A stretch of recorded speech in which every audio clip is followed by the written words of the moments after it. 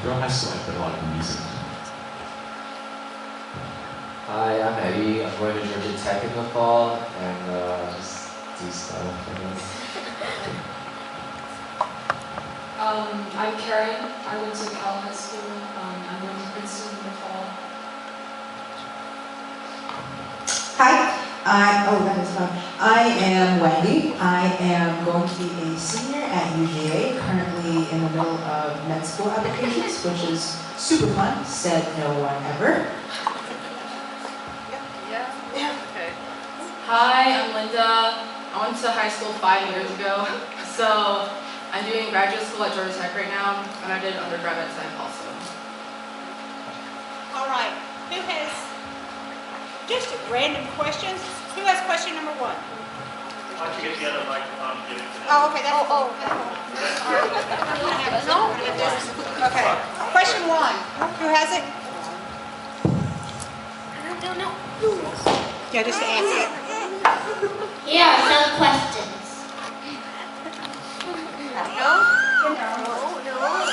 What is the best path to take course-wise if I plan to go to a well-known college?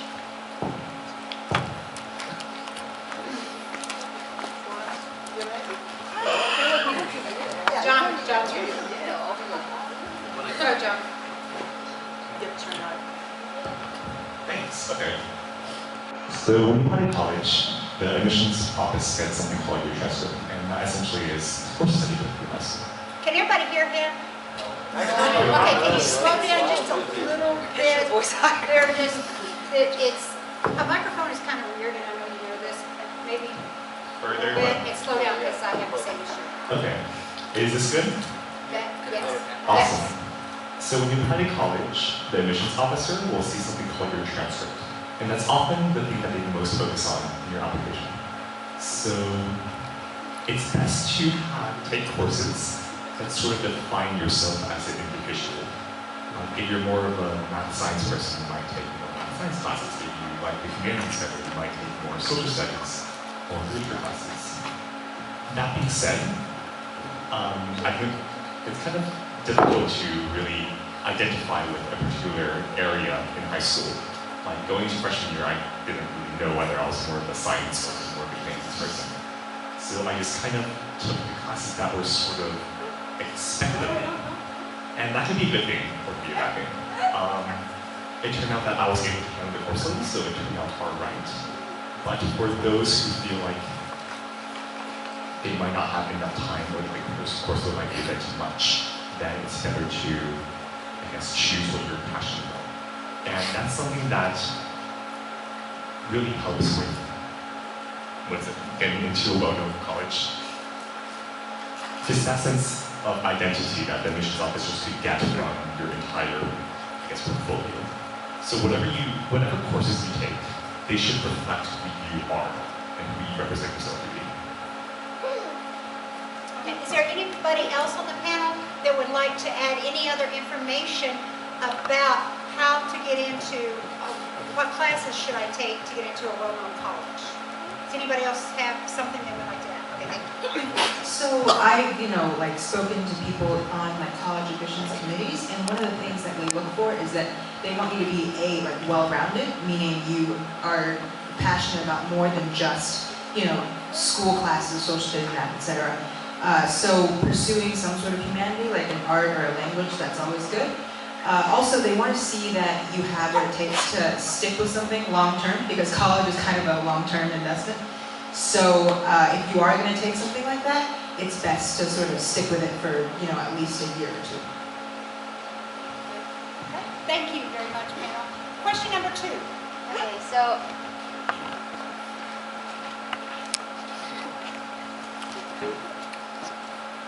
what is the deal about this SAT or BSAT?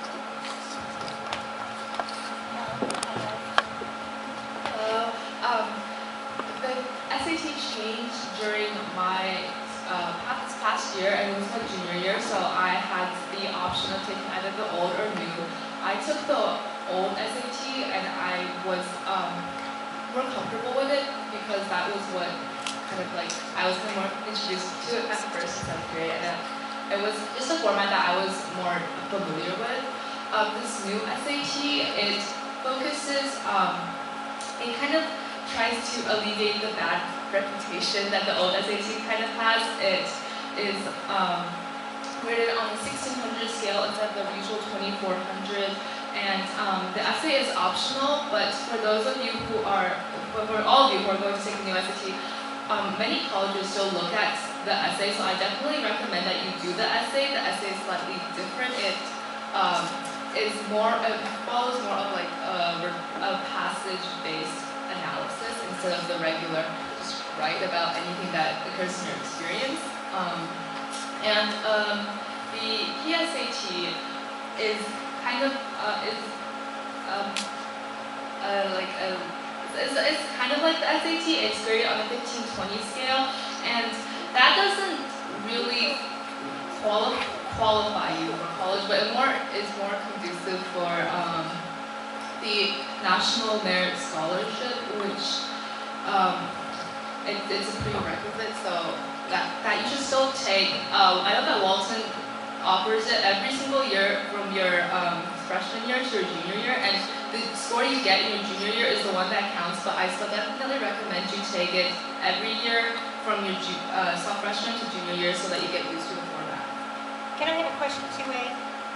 So when you take the PSAT your freshman year, and sophomore year, and junior year, you said, Yes. When do you take the SAT? Well, the SAT is offered many times through the year. I believe the first time when the school year starts is in October, then November, December, January, March, and June. Yeah. So there are a lot of opportunities for you to take advantage of, and I took mine once in November and once in January, and because of the winter break and stuff that was in there. So. Only take it your freshman year or sophomore? I recommend you taking your SAT in your junior year, because that is when you have been the most prepared by your high school classes, and your abilities are on par with those that are needed to guarantee a good score on the SAT. Thank you so much. Is there any other panelists that would like to address the SAT or has something that they would like to add about that? Like, this will be really quick, but most people improve the second time they take the SAT. So a common course is to take it at the end of junior year, second semester junior year, and then take it once more at the beginning of senior year. And after the second try, your score seems pretty even up. Any other panelists have anything to say? So the National Merit Scholarship is just one of the reasons why you take the PACT. That's just like, I don't know if there's any like monetary perks with it. I think it's just like a certificate you get to put it on. You get scholarship. You get money. Yeah, you're like the college you apply to, you can put that on there and they'll see and they can give you some sort of scholarship about that. But one of the things, like one of the reasons why I think the PSAT is a great idea to take it, you know, if not once then more than once, is that while it may not be exactly the same, it's sort of a way for you to gauge where you are in terms of preparing for the actual SAT. And so I know at my school, based on what score you got on the PSAT, your counselors would offer you some sort of like SAT prep course, that sort of thing. And so it's a good idea for you to like, you know, see what you got on it and compare and see if like, if you're okay with the score you got on the PSAT, you'll probably be about as comfortable with the score that you get on the SAT. So. Thank you very much. Question number 3. Who has question 3? Oh, I do. Jonathan. Do you Are need there color? any effective tips on getting good scores? On the SAT? No, on general.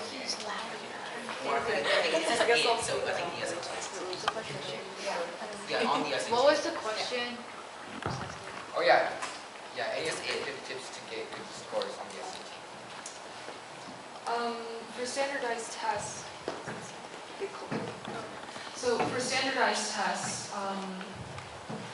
for myself, like I found it really useful to take full-length practice tests. It's really like tempting to just do like one section at a time, but it's not that similar to the actual testing, because during the actual testing, you're going to sit there for several hours and take a really long, kind of exhausting test. So it's good to get experience with that. Some other things, I've seen people really favor the June test date because of where we are, our school semester ends in May. So like, June is a time where you're not really concerned about school. So definitely don't ignore it, is what I'm saying. Other than that, yeah, regular practice. That's really a big thing because the questions aren't that different from test to test. Like you can eventually see like different types of questions. So the more you take practice tests, the more familiar you become with the types of questions. I have a follow-up question. So now with SAT having a new format, so I suppose old test database wouldn't be as helpful as before. For what I've seen from the new SAT, I'm an SAT and ACT tutor, so I've seen some parts of the new SAT, and something that's kind of comparable to the new writing section or English section in the SAT is the ACT English section. The math section is now a bit longer. Like each section used to be about like 20 to 25 minutes, and now it's, I don't remember how long it is, but it's much longer. We have more questions, and there are more written questions. Between the tests, for certain sections, I think it's okay to go back to old SAT questions and work on those. It will still give you some experience. But for specific sections like the writing section, I would say refer to the ACT. Regarding the essay on the new SAT, this type of essay, before it was kind of something like enrollment, should you be doing this or that, but now it's read this passage and analyze for certain things. And this type of writing is very similar to a type of essay that's found in this a certain English course. It's called AP Language and Composition. So I definitely recommend taking that course. It's a difficult course, but I think it's very rewarding. It's helped me a lot in my writing, and I definitely suggest take it either sophomore or junior year, so that taking that class will really help you familiarize with what the test reader, the essay readers are looking for, and it makes you a bit more comfortable with writing the essay in that certain, and the time frame, the time limit for the essay and the SAT, and in that class is about the same. So you can have a good way of engaging yourself while writing that essay. Okay, next question. Question 4, sorry. Okay. Turn it on. Question. What is? Question. Oh, okay. Wait. I have a question. I think Can I there's say some something really questions. quick about the SAT? Some people have question about. Okay, so just really quick before you ask that one. Another thing about the SAT that I think it's important you guys know is I don't really know how much has changed with the new one, but the SAT, in my opinion, is still very much a skills-based test. That might be good news to you or a relief to you, but basically what that means is it's not looking to see what you know. It's not, do you know this, do you know this, do you know this? It's very, can you do this, can you do this? Do you know how to assess, a piece of writing and sort of get the information you need from it? Can you, analyze mathematically and sort of assess a situation quickly and, accurately? So it's not a test where cramming the night before is a great idea. It's not, hard memorization like you see in a lot of science tests or the math tests that you have, in your classes. So it's a good idea to get, like she said, to get a lot of practice and to sort of preview the skills that you're going to need to do well. Yeah, I just want to add a quick point. If I remember correctly, Wendy came to the youth groups meeting the night before she took her SAT, and she did really well. Yeah. I've got a question. How many of the panelists have done SAT and ACT? Eddie, what's the difference between SAT and ACT? You're going to talk about that? Yeah, Okay, go I'll ahead. address it right now. So we've talked about the SAT mostly up to this point. And so I'd like to talk about the ACT, which is another test that you could take, and something else that you can put on your college application and put down your score. But the ACT is graded from 1 to 36, and so 36 is the best, obviously. And it's 4 sections. There's a English, math, reading, and a science section. And overall, these instead of the SAT, which sort of splits it up, does this still do that? Okay, so this is only split into 4 sections instead of the SAT, which does more. So each section is one little part. And how it's graded is by the average of all of your 4 sections. So you can get 1 through 36 on the English section and so on. And they take the average of that. And in my opinion, I think it's good to take both.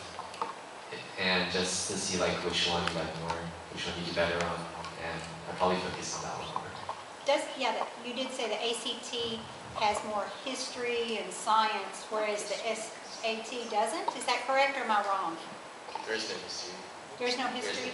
The ACT has science. Yeah. Science, it does have science. Although it's not really like, what is photosynthesis? It's like, do you know how to read a graph? There's more of that. I've been seeing more of that in the ACT. Yeah, there's always like a few questions that are just based on science knowledge, so that just comes from your classes. It's just Okay, who has the next? Wait. Oh, I have go ahead, John. Really quick, so I'm going to take the ACT and I regret it because some people most people either do well on one or the other. Like ACT tends to be more analytical, more logical, and the SAT tends to be more, I guess, English oriented. So I recommend trying both to see which one. Okay. Next question. I have the next. 4. Okay, Irene, sorry. It's okay. I have a question before I ask number 4. But like when you take the test or like take ACT or SAT, do you get like a break in between? Yes. Yeah? But it's really short Yeah. though. It's like scarf down a sandwich, get some water, stretch, go back. 5 or 10 minutes. Oh, the best. Yeah, it's short. The okay. best food to bring between breaks is chocolate. Yes, Because so it gives you that good. sugar kick.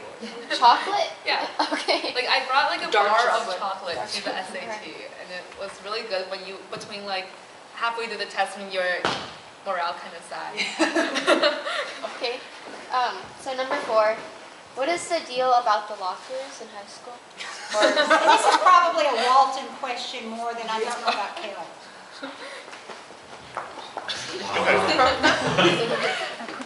Especially freshmen.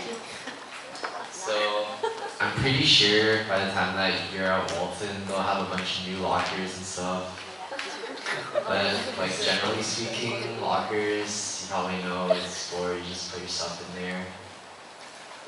No. Tell the real deal. That's that's what the teachers will tell you. Tell them the real deal. Like, does anybody ever really put their books in a locker?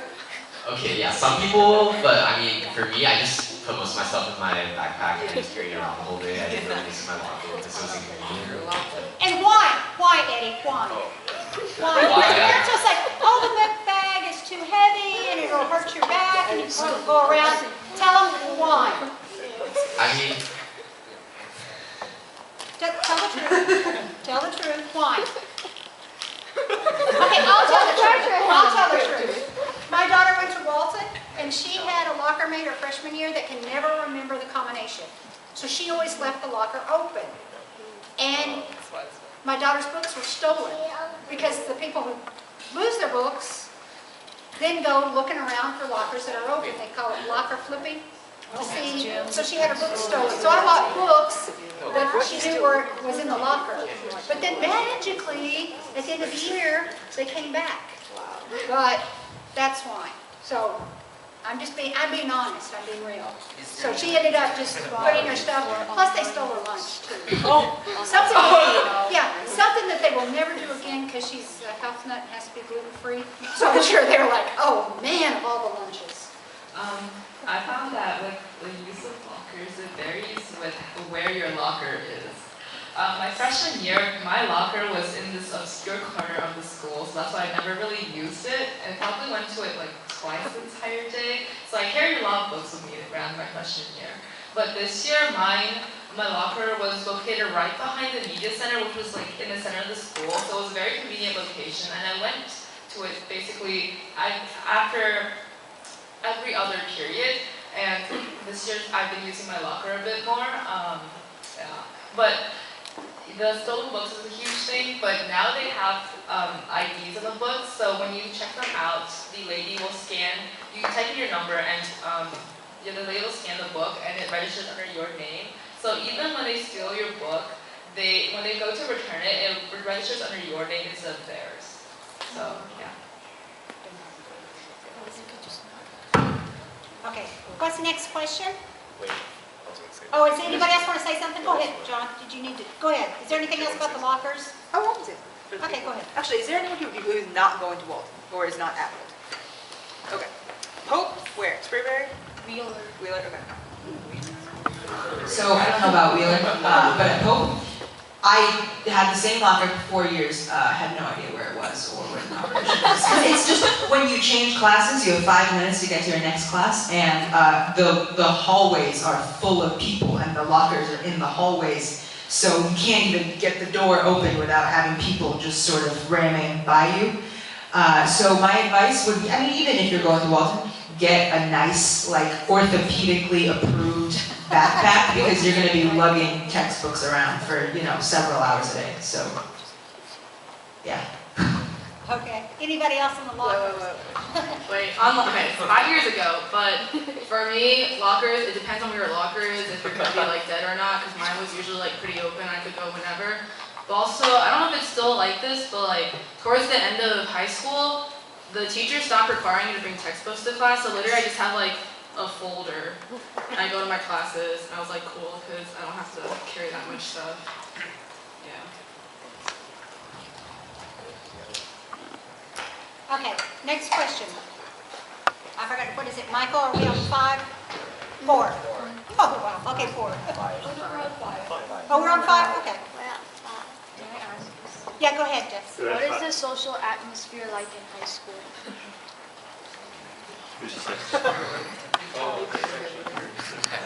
What is the social life like in high school? And I guess we're talking about Walton now.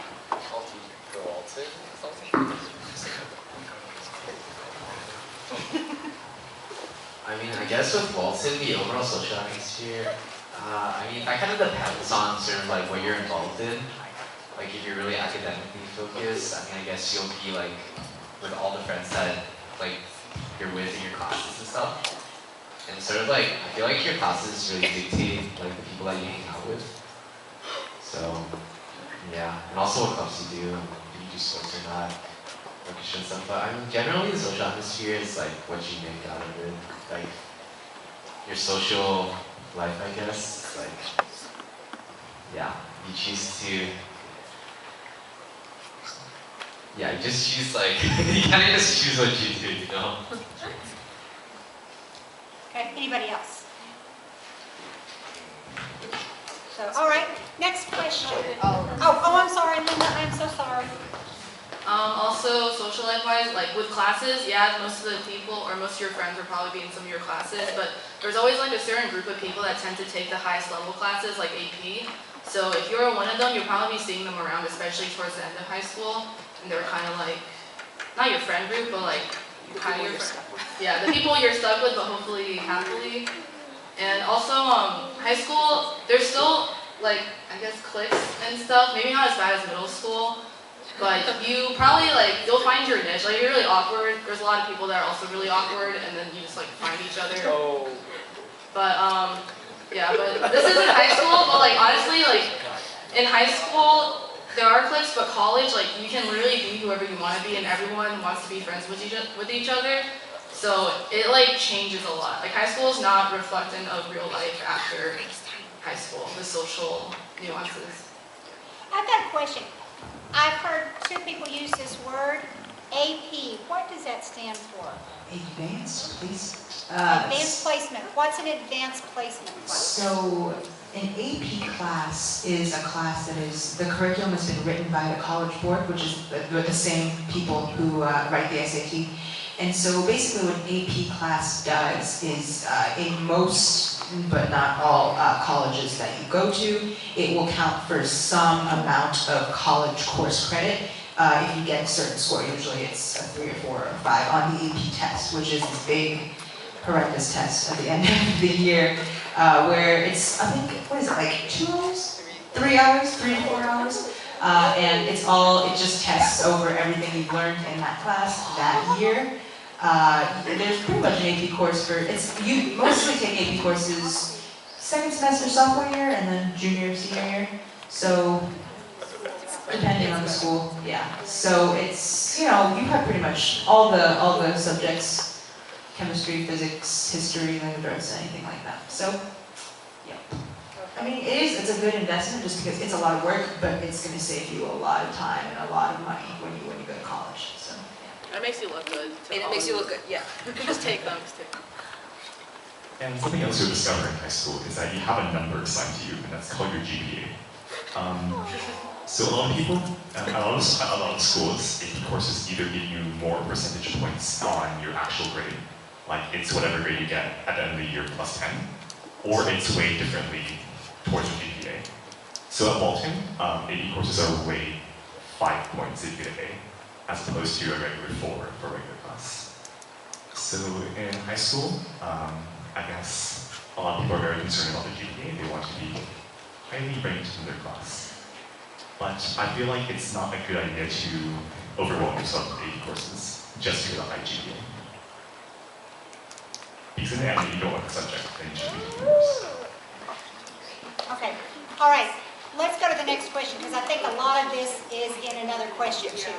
So I just realized a couple people asked me what's an AP class, and I thought I better ask that question. So I do know I'm touching on that later. So, okay, next question. What are we on? 6? 6. What are the best courses to take?